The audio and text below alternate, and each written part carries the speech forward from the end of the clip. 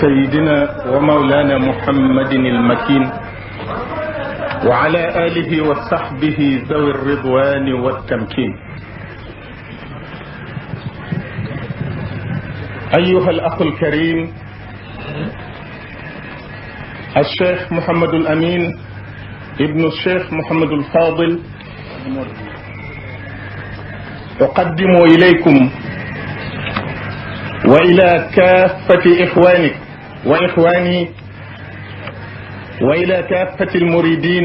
والحاضرين في هذا المقام الكريم تحية من عند الله مباركة طيبة.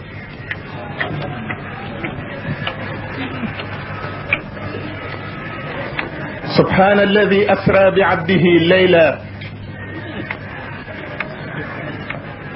ولولا فضل الله عليك ورحمته. إن هاتين الآيتين، الآية الأولى هو اليوم الإسراء، والآية الثانية هو صاحب اليوم الشيخ فضل الله. لقد علمنا ضمن القرآن أن الإنسان لا ينفعه شيء سوى فضل الله ورحمته، وقد تكرر هذا في القرآن عدة مرات. ولولا فضل الله عليكم ورحمته ما زكى منكم من أحد أبدا، ولولا فضل الله عليكم ورحمته لاتبعتم الشيطان إلا قليلا. وحتى الرسول صلى الله عليه وسلم خاطبه الله بقوله تبارك وتعالى: ولولا فضل الله عليك ورحمته لهمت طائفة منهم أن يضلوا. وكان خلاصة القرآن كله هو قوله تعالى: وكان فضل الله عليك عظيما. وأما اليوم هو كز رجب، وفيه يقول الشيخ أحمد بامبا في قصيدة نور الدارين: كز رجب أكرمني، كز رجب أكرمني. وفي كل حرف من هذه الحروف خصصه بيتا خاصا وقال: كتاب ربي إنك الكتاب، وفيك قال ذلك الكتاب، زنت مكاتيب لوجه منزلك بك، ووزني للجنان ينسلك، رافقتني مشيعا للجنة دار القرار والمنى والمنة، جعلتك الدهر خليلا يا حبيب، يا من غنيت بك عن كل طبيب، أمتني كرمتني حفظتني ملكتني بشرتني، كرمني كون لي منزلك البقاء بك، وقاد لي بك ارتقاء، رفعني إلى الجنان الله بك، ولا إله إلا الله، ملكتني تمليك خير منزل من خير منزل يصفي نزلي، نفيت شكي وعدايا والتهم إلى سواي، لي كشفت من بهم، يقودني معك يا كتاب، من قال فيك ذلك الكتاب. sëriñ bi dama lay nuyu di la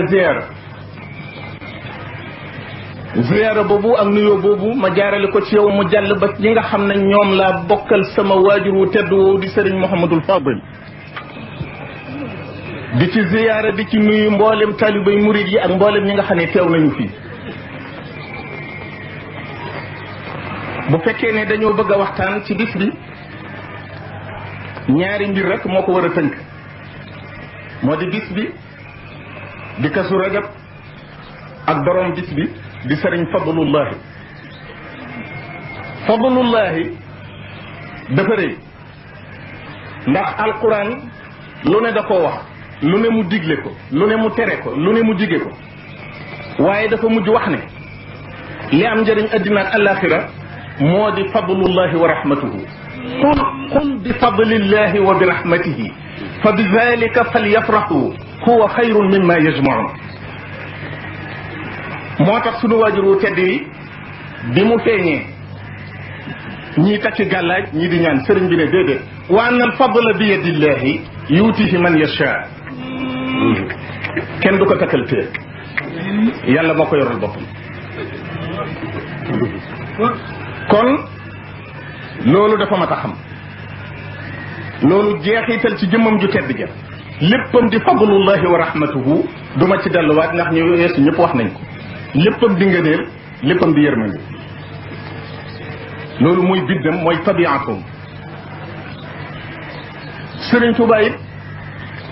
tànn ko mu feeñ ci weer wii nga xam ne Sëriñ Tuubaa nee na kazu rajabin akramani kazu rajab daf maa teral mu wax ci lu bari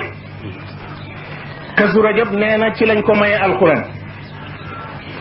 te Sëriñ Tuubaa nee na alquran moo koy gunge ba àjjana Sëriñ Tuubaa nee na ko yow téereb yàlla bi ñu ma may ci kazu rajab yow yaay sama docteur du ma faj nee na ko teral nga ma musal nga ma bégal nga ma wattu nga ma aar nga ma wax na ne it ci kazu rajab ji ak ci màggug alxuraan gi ñu ko ci may sunu borom may na ko ci ak def Sëriñ Tuubaa dootu fi jógati wa ja'alna zurriyatahu humul baaqina loolu yàgg na fi waaye moo ko mujje Sëriñ Tuubaa wax ne danañu dem ba jamono fépp takk waaye Tuubaa du takk li may wax histoire da koo dëggal at yële ñu weesu am na ay nit yori ngànnaay nangu kaaba gi lu yàgg ci ñimitutaay waxtu wii may wax ak yéen baytul muqaddas gii ñuy waxtaane la fa xew nu ñëpp ko yëgandoo fi mu toll tàkk na bérébu yonent bi sallallahu alayhi wa sallam moo ci bokkut te Sëñ Tuubaa moo ne wa zid xista rawdatihi dafa ñaan ne sunu borom yal na nga wattu bérébu yonent bi loolaa ko war lu wér laa xam ci li may wax kon nag ñu sant yàlla bu baax gërëm yàlla bu baax gërëm Sëriñ Tuubaa